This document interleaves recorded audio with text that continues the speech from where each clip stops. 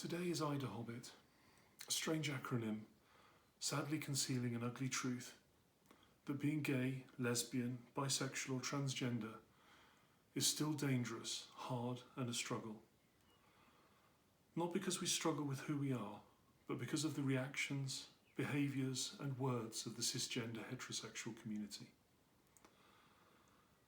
Idahobit stands for International Day Against Homophobia, Biphobia and Transphobia, and we observe it on the 17th of May every year. It's a day of observance those in the LGBTQ+ community would dearly love to see removed from the calendar. Why? Because we only want to live in a world where hatred for people based on their sexuality or gender identity could be a thing of the past. But sadly, this doesn't seem to be much of a prospect right at this point in time. Over the last 10 years, it has been somewhat cheering to see some levels of progress in the world. Marriage equality is becoming usualised following years of struggle and in the face of bigoted scaremongering and opposition. But despite that, the faces of bigotry and hatred are repurposed in some cases, reinvigorated and repackaged. In particular, transphobia has become rampant over the last few years, with well but opaquely funded campaigns taking the ear of our media and thence into our governments. The British brand of transphobia and homophobia wraps itself in pseudo-academic terms, extrapolating absurd hypotheses designed to posit so-called legitimate concerns to its listeners. The result of this is our media treating being transgender as an issue to debate, our government holding lengthy inquiries, open to hate groups to participate in over whether or not to grant trans people the right to use the toilet, to buy clothes, to go out into the world, for a government to drag its feet on whether or not to ban a practice tantamount to torture in the denial of sexuality or gender identity. The US brand tends to be less highbrow, not to suggest that the US is not somehow as sophisticated as the UK or Europe. That would be an absurd reduction.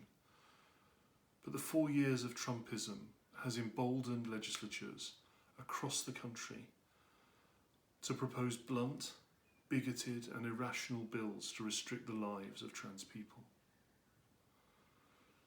In 33 states right now, there are 117 bills in state houses designed to exclude trans people, often young people, from participating in public life.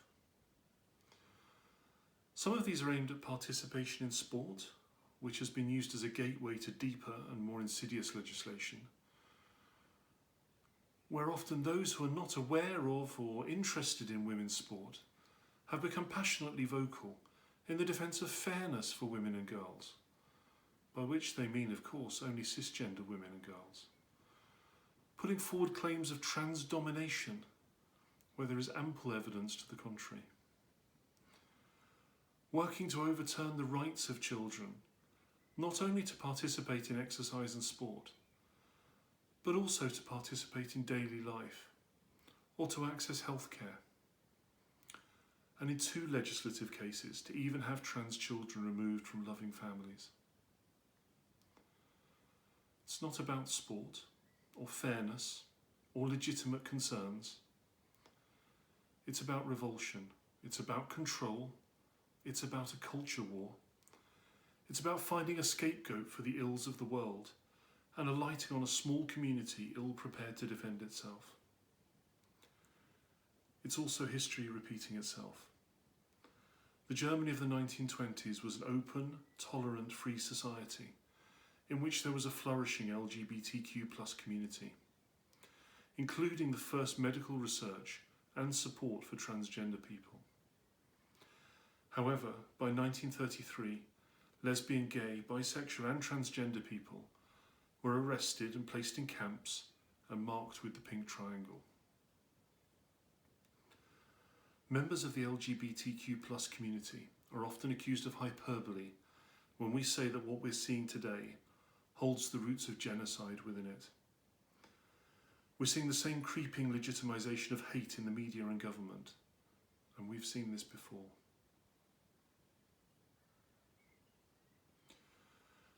One of the questions faced in rebuttal to this push for the equal rights for LGBTQ+ people is what rights don't you have?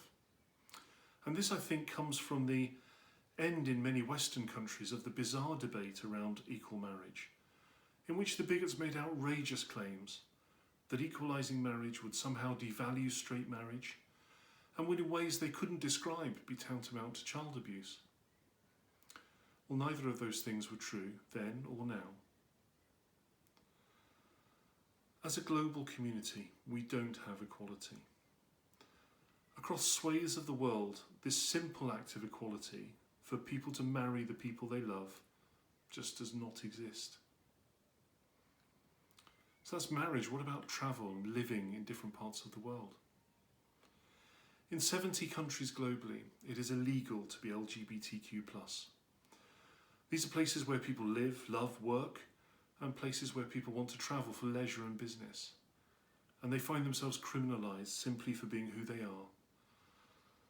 Even a simple process of changing an aircraft to travel between two safe countries in a country like Dubai would have me personally open to arrest, subject to potential for 10 years in jail and deportation. So to our allies, and many of you ask me, how do I become a better ally? Well, think about some situations. Ask yourself, what would I do?